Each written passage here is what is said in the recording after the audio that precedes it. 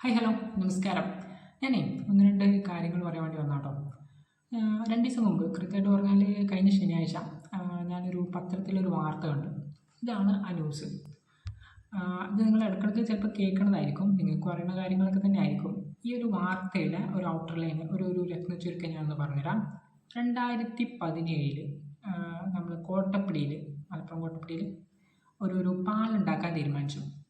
ഇവിടുന്ന് തൊട്ട് നമ്മുടെ പോലീസ് സ്റ്റേഷൻ്റെ അവിടുന്ന് തൊട്ട് നമ്മുടെ ചെത്തുപാലം വരെയുള്ള ഒരു പാലം. അങ്ങനെ അതിൻ്റെ ചർച്ചകൾ കാര്യങ്ങൾ നടക്കുന്ന സമയത്ത് 2020 നമുക്ക് നാഷണൽ ഹൈവേയുടെ NOC കിട്ടി. അങ്ങനെ നമുക്ക് ഫണ്ട് പാസ്സായി, കിഫ്ബിയിൽ നിന്ന് ഫണ്ട് പാസ്സായി. അങ്ങനത്തെ അതിൻ്റെ പരിപാടികൾ നടക്കുന്ന സമയത്ത് ഇപ്പോൾ അവസാനമായിട്ട് മറ്റൊരു തീരുമാനം കൂടി വന്നു. അതാണ് ഈ വാർത്ത പറയുന്നത്. അവിടെ പാലുണ്ടാക്കുന്ന പരിപാടി നടപടിയാവില്ല, അതിന് കുറച്ച് പ്രശ്നങ്ങളൊക്കെ ഉണ്ട്. മറിച്ച് എന്ത് ചെയ്യാം, അപ്പോൾ പാലത്തിൻ്റെ പണി അവിടെ നിർത്തി വെച്ചിട്ട് അല്ലെങ്കിൽ അത് ഒഴിവാക്കിയിട്ട് അവിടെ റോഡ് വീതി കൂട്ടിയാൽ മതി എന്നുള്ള അവസ്ഥയിലോട്ട് എത്തിയിട്ടുണ്ട്. ഇതാണ് ആ വാർത്ത. ഇനി എനിക്ക് ചോദിക്കാനുള്ളത്, കോട്ടപ്പടിയിലൊരു പാലത്തിൻ്റെ ആവശ്യമുണ്ടോ എന്നുള്ളതാണ്. കാരണം കോട്ടപ്പടി ഒരു വലിയൊരു സിറ്റി ഒന്നല്ല, പിന്നെ ഹെവി ബ്ലോക്കുകൾ എപ്പോഴും ഉണ്ടാവുന്ന സ്ഥലമല്ല. സാധാരണ ഒരു നോർമൽ എന്താ പറയുക, ബിലോ ആവറേജിലൊക്കെ പെടുന്ന ഒരു സ്ഥലമാണ് കോട്ടപ്പടി. വലിയ സിറ്റി ഒന്നല്ല. നമ്മളെ പെരിന്തൽമണ്ണ പോലെയോ മഞ്ചേരി പോലെയോ ഈവൻ കോട്ടക്കൽ പോലെയൊന്നും വലിയൊരു സ്ഥലമല്ല കോട്ടപ്പടി. ചെറിയ അതിനൊക്കെ അപേക്ഷിച്ച് നോക്കുകയാണെങ്കിൽ ചെറിയൊരു സിറ്റിയാണ്. ഇനി ഭാവിയിൽ ബ്ലോക്ക് ഉണ്ടാവാൻ സാധ്യത ഉള്ളതുകൊണ്ട് അവിടെ ഒരു പാലം പണിയാണോ? ഭാവിയിൽ ബ്ലോക്ക് ഉണ്ടാവാൻ സാധ്യത ഉണ്ടോ കോട്ടപ്പടിയിൽ? ബ്ലോക്ക് ഉണ്ടാവണമെങ്കിൽ എന്ത് വേണം? ഒരുപാട് വണ്ടികൾ ഒരേ സമയം ടൗണിലോട്ട് കയറണം. വ്യത്യസ്ത വഴിയിലൂടെ ടൗണിലോട്ട് ജംഗ്ഷനിലോട്ട് വണ്ടികൾ കയറുമ്പോഴേക്കാരും വലിയ വലിയ ബ്ലോക്കൊക്കെ വരാം. കോട്ടപ്പടിയിൽ അതിനുള്ള സാധ്യത ഉണ്ടോ? ഒരുപാട് വഴി വരണമെന്നുണ്ടെങ്കിൽ ഒരുപാട് റോഡ് അവിടെ വേണം. ഒരുപാട് വണ്ടികൾ ഒരേ സമയത്ത് കയറണമെങ്കിൽ ഒരുപാട് റോഡുകൾ വേണം. ആകപ്പാട് കോട്ടപ്പടിയുള്ള പ്രധാനപ്പെട്ട റോഡ് എന്ന് പറഞ്ഞാൽ നമ്മുടെ തിരൂർ റോഡാണ്. പിന്നെ ഒന്ന് രണ്ട് പോക്കറ്റ് റോഡുകളും അത്ര ആക്റ്റീവ് അല്ല. അപ്പോൾ ഇതുപോലത്തെ ഒരു സ്ഥലത്താണ് പാലം ഉണ്ടാക്കുക എന്ന് പറഞ്ഞുകൊണ്ട് വന്നിട്ടുണ്ട്. അപ്പോൾ എൻ്റെ വ്യക്തിപരമായിട്ടുള്ള അഭിപ്രായത്തിൽ കോട്ടപ്പടിയിൽ ഒരു മേൽപ്പാലത്തിൻ്റെ ആവശ്യമില്ല. അവിടെ അടിസ്ഥാന സൗകര്യമായിട്ട് വേണ്ടത് അവിടെ റോഡ് വീതി കൂട്ടുക എന്നുള്ള പരിപാടിയായിരുന്നു. ഇതായിരുന്നു ആദ്യം മുതലേ ചർച്ച ചെയ്യേണ്ടിയിരുന്നത്. അതൊന്നും ചെയ്യാതെ അവിടെ മേൽപ്പാലത്തിന് വളർത്താൻ പോയി കുറേ ആൾക്കാർ. എന്തിനതിൻ്റെ ആവശ്യം? എൻ്റെ വ്യക്തിപരമായ അഭിപ്രായം അവിടെ ഒരു പാലത്തിൻ്റെ ആവശ്യമില്ല. അവിടെ ഏറ്റവും അടിസ്ഥാനപരമായി വേണ്ടത് നല്ല വീതിയുള്ള റോഡ് ഉണ്ടായാൽ മതി. അപ്പോൾ നിങ്ങൾ ചോദിക്കും, അവിടെ ബ്ലോക്ക് ഇല്ലേ? ബ്ലോക്ക് ഉണ്ട്. എവിടെയാണ് കോട്ടപ്പടിയിൽ ബ്ലോക്ക് ഉണ്ടാവുക? അവിടെ ആ റൗണ്ടിൽ, ആ സർക്കിളാണ് കാര്യമായിട്ട് എപ്പോഴും ബ്ലോക്ക് വരിക. എന്തുകൊണ്ടാണ് അവിടെ ബ്ലോക്ക് വരുന്നത്? റോഡ് വീതിയില്ല, അതാണ് റീസൺ. വീതി കൂട്ടിയാൽ മതി. പ്രത്യേകിച്ച് ചില മോയിൻ്റെ ഡ്രൈവർമാരെ BSRൻ്റെ ഫ്രണ്ടിൽ വണ്ടി നിർത്തും, ബസ് നിർത്തും, ആൾ കയറ്റാനും ഇറക്കാനും. അപ്പോൾ ബ്ലോക്ക് വരാറുണ്ട്. പിന്നെ BSRക്ക് വരുന്ന ലോറികൾ, അത് കാരണം കൊണ്ട് അവിടെ ബ്ലോക്ക് വരാറുണ്ട്. ഇങ്ങോട്ടൊക്കെ ബ്ലോക്ക് വരുന്നത് ഇതിൻ്റെ കാരണം എന്താ? റോഡ് വീതിയില്ല. റോഡ് വീതി ഇട്ടുകൊടുത്താൽ മതി, അവിടുത്തെ ഈ പ്രശ്നങ്ങളൊക്കെ സോൾവ് ആവും. നല്ല എന്താ പറയുക, കണ്ടറിഞ്ഞ് വീതി കൂട്ടണം, അത്രേ ഉള്ളൂ. വെറുതെ തക്കയുടെ തരിയുടെ പണിയെടുത്ത് കഴിഞ്ഞാൽ ഈ പ്രശ്നങ്ങളൊക്കെ തന്നെ പിന്നെ ഉണ്ടാവും. ഓക്കെ. പിന്നത്തെ കാര്യം, ഇനിയിപ്പോൾ മലപ്പുറത്തൊരു പാലത്തിൻ്റെ ആവശ്യമുണ്ടോ ചോദിച്ചു കഴിഞ്ഞാൽ എൻ്റെ ഒരു അഭിപ്രായം പറയട്ടെ, പാലത്തിൻ്റെ ഒരു ആവശ്യമുണ്ട്. അത് എവിടെയാണെന്ന് അറിയാം, കോട്ടപ്പടിയിലല്ല. അത് നമ്മുടെ മുണ്ടുപറമ്പ് ബൈപ്പാസിൽ. ഇപ്പോഴാവശ്യമില്ലെങ്കിലും ഭാവിയിൽ അവിടെ ഒരു പാലം പണിയേണ്ടി വരും. മുണ്ടുപറമ്പ് ബൈപ്പാസിൻ്റെ ഒരു പ്രത്യേകത, രണ്ട് പ്രധാനപ്പെട്ട റോഡുകൾ കണക്ട് ചെയ്യുന്നത് ഏതാണ്ട് ഒരേ സ്ഥലത്തോട്ടാണ്.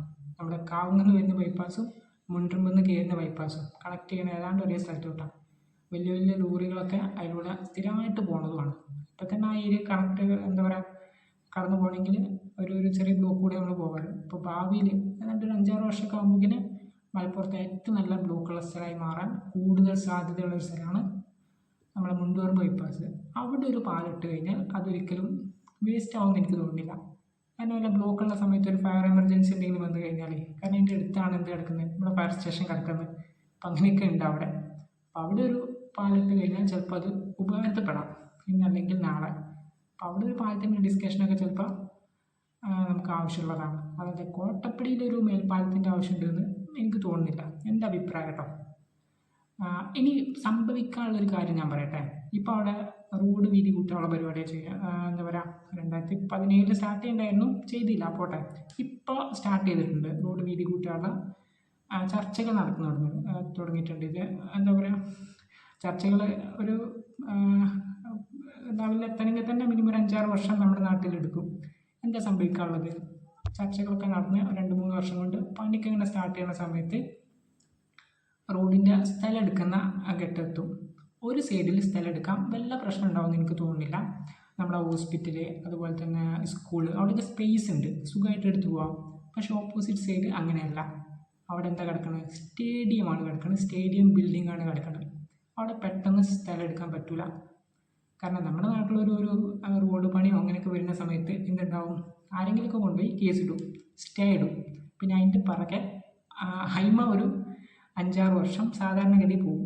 മലപ്പുറത്ത് ഇതേ ഒരു അവസ്ഥ വന്നിട്ടുണ്ട് മുമ്പ്. എവിടെ? നമ്മളെ തിരൂർ ടച്ച് ചെയ്യണ ഒരു ബൈപ്പാസ് ഉണ്ട് ഇപ്പോൾ മലപ്പുറത്ത്.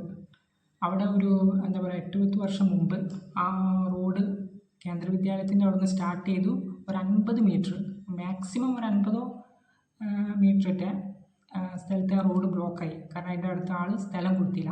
സ്ഥലം കൊടുക്കാത്തതുകൊണ്ട് ആ റോഡ് എനിക്ക് തോന്നുന്നു 4-5 വർഷം ആ റോഡ് പണി അവിടെ അങ്ങനെ കടന്നു. ആ സ്ഥലം കിട്ടാത്തതുകൊണ്ട് അയാൾ പോയി ഹൈക്കോടതിയിൽ സ്റ്റേ ഇട്ടു. ആ കേസ് അങ്ങനെ ഒരു 5-6 വർഷത്തോളം അയാൾ തള്ളി നീക്കി. ഇതുണ്ടായ സംഭവമാണ്. പിന്നെ കേസൊക്കെ കഴിഞ്ഞ് വന്നപ്പോക്കിനാണ് പിന്നെ ഒരുപാട് കാലം കഴിഞ്ഞിട്ടാണ് ആ പണി എന്താ പറയുക മുഴുവിപ്പിച്ചത്. ഇതേപോലെ തന്നെ ആയിരിക്കും ഇവിടെ നടക്കാം. ആരെങ്കിലൊക്കെ കേസ് കൊടുത്താൽ ഇവിടെയും നടക്കാനുള്ളത് ഇതേ പരിപാടിയാണ്. അവിടെ കേസ് കൊടുക്കാൻ ആൾക്കാർ ഇഷ്ടം പോലെ ഉണ്ടായിരുന്നു. ഒന്ന് സ്റ്റേഡിയത്തിലുള്ള വ്യാപാരികൾ, 2 സ്പോർട്സ് കൗൺസിൽ. കാരണം റോഡ് വീതി കൂട്ടണമെന്നുണ്ടെങ്കിൽ എന്തായാലും സ്റ്റേഡിയം ആ ഭാഗത്ത് തട്ടേണ്ടി വരും. അപ്പോൾ അത് വ്യാപാരികൾക്ക് പ്രശ്നം ഉണ്ടാവും, അതുപോലെ സ്പോർട്സ് കൗൺസിലും പ്രശ്നം ഉണ്ടാവും. ഇവരൊക്കെ സ്റ്റേ ഇടാനുള്ള നല്ല സാധ്യതയുണ്ട്. ഓക്കെ, അപ്പോൾ കേസും കൂടി വന്നു കഴിഞ്ഞാലോ മിനിമം ഒരു 10 വർഷം ആ പണി സ്റ്റാർട്ട് ചെയ്യാൻ തന്നെ വേണ്ടി വരും നമുക്ക്. എൻ്റെ ഒരു ഇൻറ്റ്യൂഷനാണ്. ഓക്കെ, ചിലപ്പോൾ അതിന് മുമ്പ് ചിലപ്പോൾ സ്റ്റാർട്ട് ചെയ്യാം. പക്ഷെ നമ്മളെ നാടല്ലേ, എന്തെങ്കിലുമൊക്കെ ഒരു വള്ളിക്കെട്ട് വരാതിരിക്കില്ല.